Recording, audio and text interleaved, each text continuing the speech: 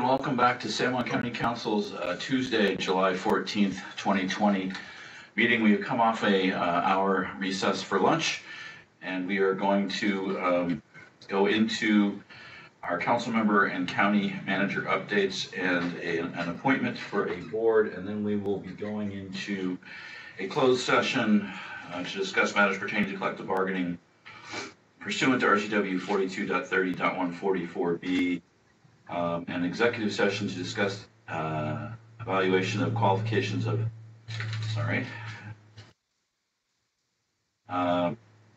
to discuss evaluations of the performance of a public employee pursuant to RCW 42.30.1111G, and we will be going into another executive session to discuss real property acquisition pursuant to RCW 42.30.1111B.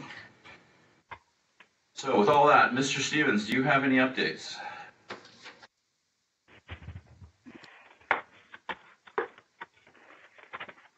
Well, I'll start with Mr. Watson. Mr. Watson, do you have any updates?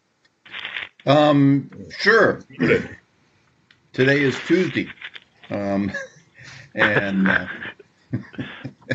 it's hard to keep track of what day of the week it is. So, but we keep plodding along. So.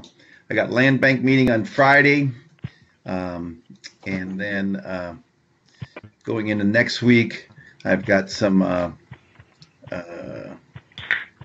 that's not next week. It must be the following week. Oh well. So actually, calendar's getting pretty clear at this point. End of the month in July. So that's pretty much it. And I have an appointment to do later. Thank you, Watson. Mr. Stevens. We've got the Board of Health tomorrow, and I've got on Thursday the through the Puget Sound Partnership cross boards meeting on future alternatives analysis and trying to model a different approach to Puget Sound recovery since the current one is not working. So I think that'll be interesting to see what happens. And got a budget meeting for Wasatch's budget meeting on Thursday, which is frighteningly similar to ours. Sounds a lot of fun there. Good luck with that. All right. And so, Mr. Stevens, I spoke with Representative Larson yesterday, and I think you spoke with him as well. Do you want to give the update? We probably had the same discussion.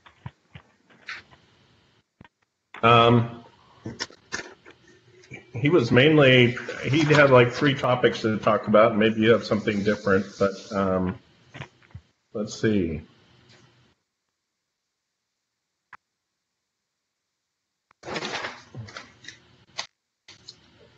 So he was talking about that, I think it was last year, the Great Outdoors Act, which was like a little bit of everything or a little bit of something for everybody, passed the Senate. It's a huge bill, and that's going to be on the House floor July 27th. He asked me about we talked about the Navy noise monitoring, and they're going to follow up on that because we had said that we weren't, necessarily Lopez wasn't necessarily getting noise monitoring. They passed the HEROES Act, as we all know, but his view was that the Senate and House leadership will come to some sort of negotiation like around July 31st, right before their August recess. It won't be the same as the HEROES Act, but he's hoping that there will be things for the state and local governments. Excuse me. He said that it would be worth our while to get NACO to weigh in on passing something, as well as to write our senators to work on that. They're working on a transportation bill so that as we try to move out of this recession, it'll be an infrastructure plan. And I expressed to him our shortage of CARES money, and that's it. That was my update with him. Mine was about the same. We talked about maybe a little bit more about what that they're going to use transportation as the re-engineering and restarting of the economy. Talked a little bit about they had to start somewhere, so they have kind of a kitchen sink bill, which I think is the More Act, right, or the More bill that passed the House but hasn't passed the Senate. And we talked about conditions on the ground here, concerns about the state still having case increases. We talked about ferries a little bit and their ability, their the winter schedule, I guess is about all I can say.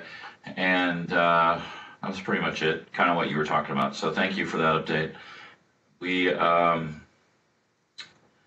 and I have a meeting with the joint NACO Transportation Committee tomorrow. Thursday.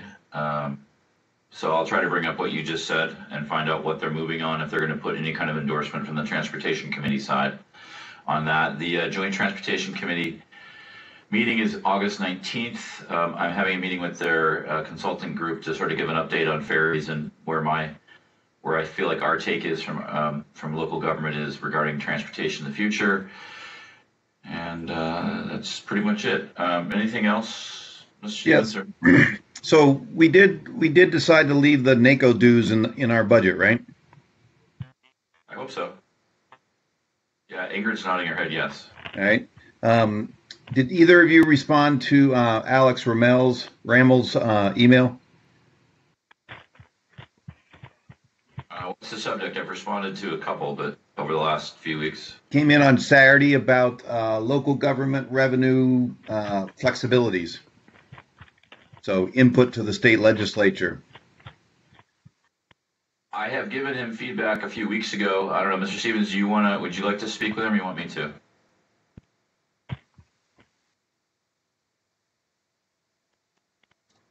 Oh, you're on mute.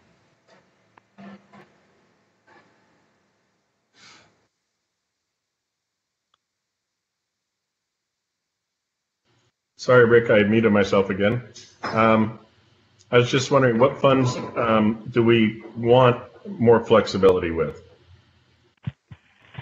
Well, I think, I guess they're, in the past, they've looked at REITs for more flexibility with the REIT, with capital, and with lodging tax. And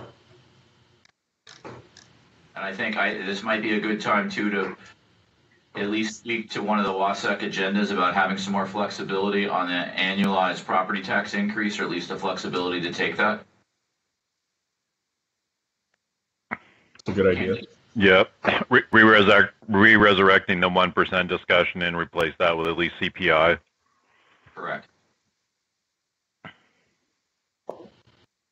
I think in 2008, they allowed a 2-year flexibility cap on access to REIT for certain. I don't know the details, but I know REIT at the local level in the past. So, Mr. Chairman, REIT's been flexed a couple times. So it's for capital, of course, but there was a period, and you can still do this to some extent, but use it for maintenance, affordable housing,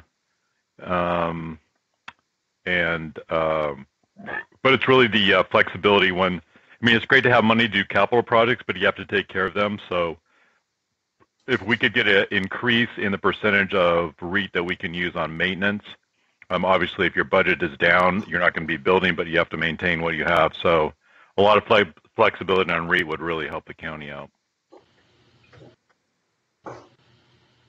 So Bill, to answer your question, no, I have not responded to his email on Saturday.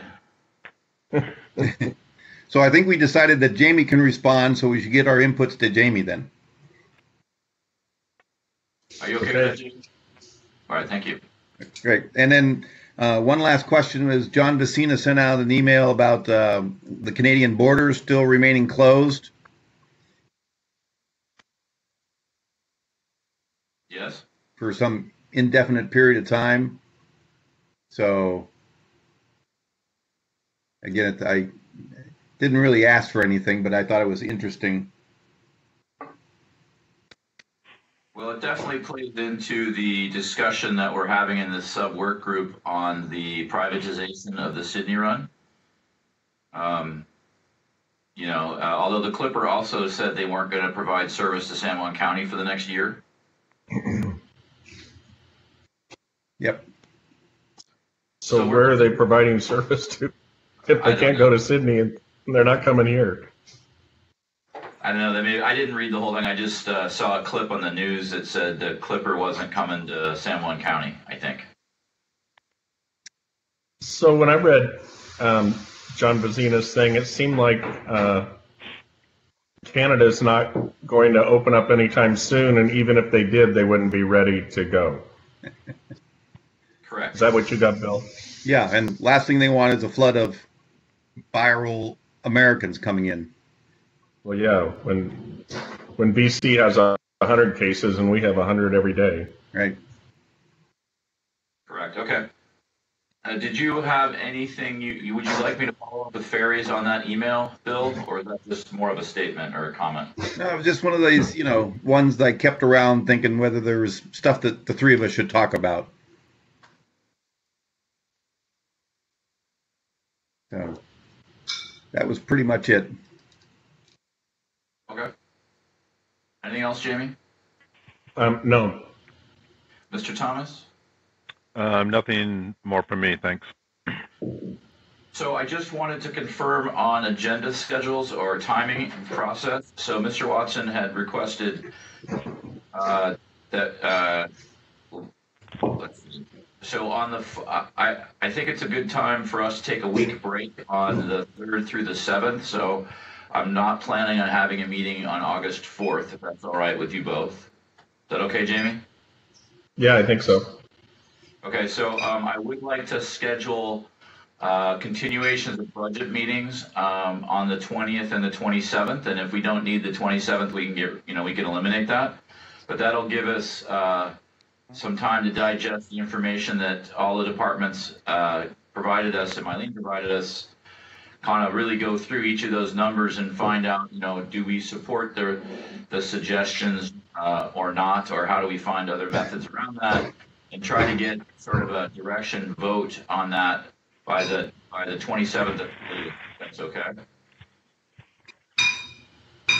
Yeah, I mean, clearly, if there's things we can, agree on fairly quickly, we could do that on the 20th. So departments have the directions, and Mylene can start doing the real update to the budget, and then whatever ones we might not agree with right out of the chute, we could, maybe discuss some more and resolve on the 27th. Yeah, I know this will be an ongoing. As we learned today from Dr. James and company, that this is a moving target all the time. But I'd like us to have a goal of at least our foundational decisions on the budget to be completed by the 27th. And obviously, things are going to ebb and flow throughout the year. But at least the stuff that gets us as close as we think we can be to the whatever the number is we're short, 1,800,000 or whatever that is. But I'd like that to be our goal. That would give us 5 months to analyze what we've done for 2020, and then maybe spend some time in August working on 2021. Yep. Does that sound acceptable to both of you? Yeah. Yep. All right. So you said no meeting on the August 4th? Yeah, that whole week. So we will meet the 3rd through the 7th of August. Okay. We'll see how we are with work. We may come back on, you know what? We'll just come back on the 11th. So the last meeting we will have will be the 28th, and then we'll come back on the 11th. Is that okay? Okay. Works for me. And that's just assuming nothing else crazy happens. But I think a week break for staff from us, and maybe give a chance for council to have a little break would be nice as well. Okay, so is there anything else, Ingrid? Only the appointment. Sorry? Only the appointment. Oh, the appointment, all right. And we have one appointment, Mr. Watson, for the ARC. Yes, sir. Mr. Chair, I move we appoint Jeff Cole to the Agricultural Resources Committee. Second. We have a motion and a second to appoint Jeff Cole to the Ag Resource Committee. Any comments or questions? Not seeing any. All those in favor say aye. Aye. Opposed? Motion carries 3-0. Thank you. Again, are there any other comments? Okay. No, not for me. So, Mike, if you can, we're going to go into, we will now go into closed session, discuss matters pertaining to collective bargaining pursuant to RCW 42.30.144B. 30 minutes, Mike? Sure. And will any action be taken? No. Great. We will also go into executive session to discuss real property acquisition pursuant to RCW 42.30.1101B. 10 minutes, Mike, for that? Yeah, that's fine. And no action will be taken. And then we'll have another executive session to discuss evaluation of the performance of a public employee pursuant to RCW 42.30.1101G. That will take 10 minutes as well. No action will be taken on any of these sessions, and when we're finished with the session, we will be adjourned.